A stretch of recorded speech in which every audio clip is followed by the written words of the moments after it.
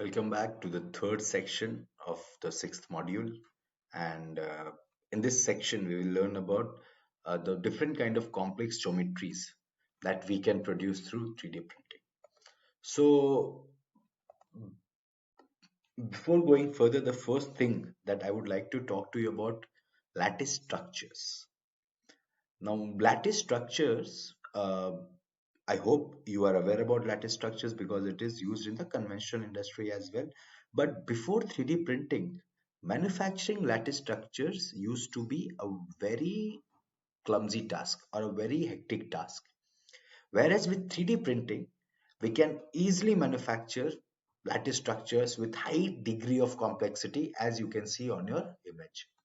So basically the image that you see here, this is a 3D printed rocket engine manufactured in a single shot as a single component. And the weight of the rocket engine was reduced drastically by using lattice structure inside the structural walls. And the advantage of using lattice structure here is that it does not affect the mechanical strength of the walls. The stiffness or rigidity of the walls is equal to the solid walls. So basically, you can use lattice structures without affecting the functionality but reducing the weight at the same time. So lattice structures are a very, very, very big boon in a, I would say, in a designer's life when designing lightweight components.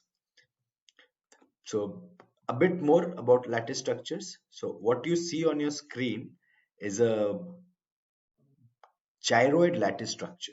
It is a particular type of lattice structure. So this particular image I have put to explain you what is a lattice structure. So uh, any particular given design space can be converted into an area where a certain amount of material is being removed. For example, uh, if you give the software command to generate a lattice structure with 30% weight removal, it will do that. If you give the command to generate lattice structure with 70% weight removal option, it will also perform that. And you have to take care of certain parameters such as what is the minimum thickness of the lattice struts that I need to maintain. And with uh, these particular kind of components, you can see on your screen, if we just convert one particular cylinder, a disc, to lattice structure, then we can also increase the surface area by 4x. And so lattice structure is not only used or useful in the areas where we have to reduce weight, but also in the areas where we have to improve heat transfer of or efficiency. And what you see on your screen is a gyroid lattice structure which is known for its heat transfer properties. So lattice structures, as I told, are also a big advantage in the heat heat transfer areas. So this is one example of a cold plate. So basically this is the cold plate for a electric race car. There is a formula student team called as dynamis prc, and this is the uh, cold plate for cooling their battery management system, and it is called as a cold plate, and inside you will see that it has been filled with lattice structure. Now the advantage of using the lattice structure in this case was that the dynamic PRC team was able to reduce the weight of the component by 30% and improve heat transfer efficiency by 300%. So this is what I was talking about. Now, another very interesting application or the value that lattice structures add when you are making a medical implant, that it helps you produce a very rough texture kind of surface, uh, which is porous, which is not completely solid. If you see these images, these components have been designed so that when they are 3D printed, they are printed and they are porous after printing. Now, why we want these components to be porous? Because if they are porous, they will encourage tissue and bone growth, and that is something called as osseointegration.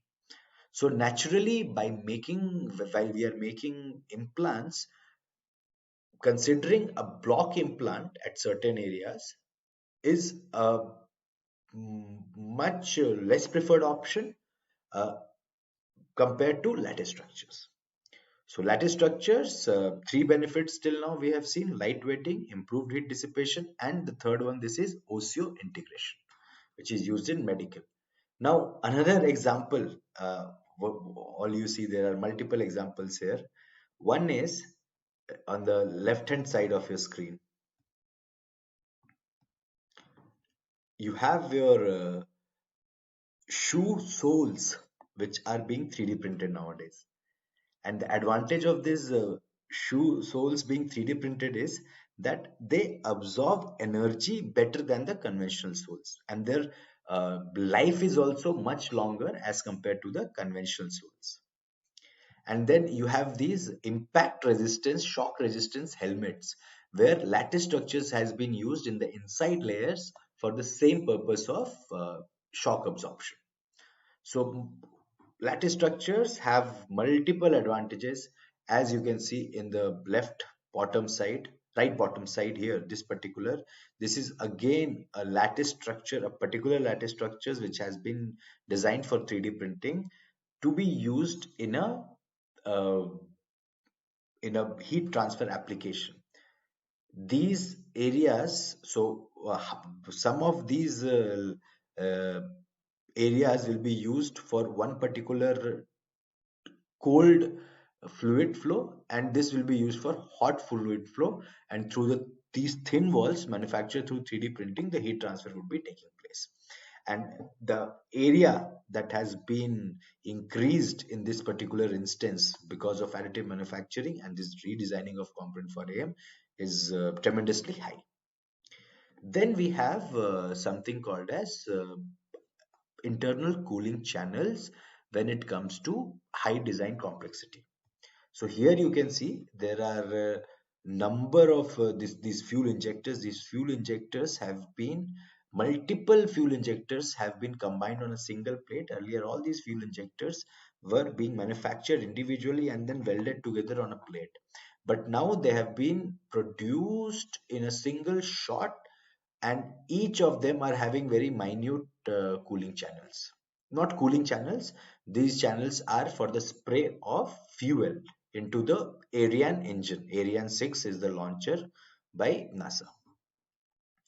Then if you see here on the right hand side, this is a new model for an engine. This is called an Aerospace engine.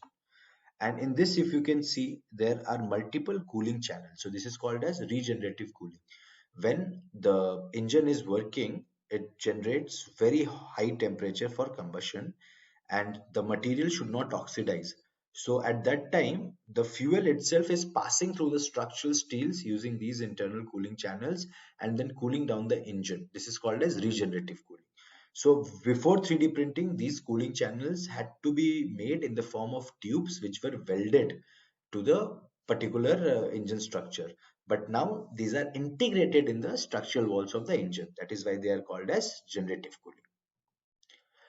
So this was about the examples of complex geometries. So what advantage complex geometries gives us if we make them through 3D printing.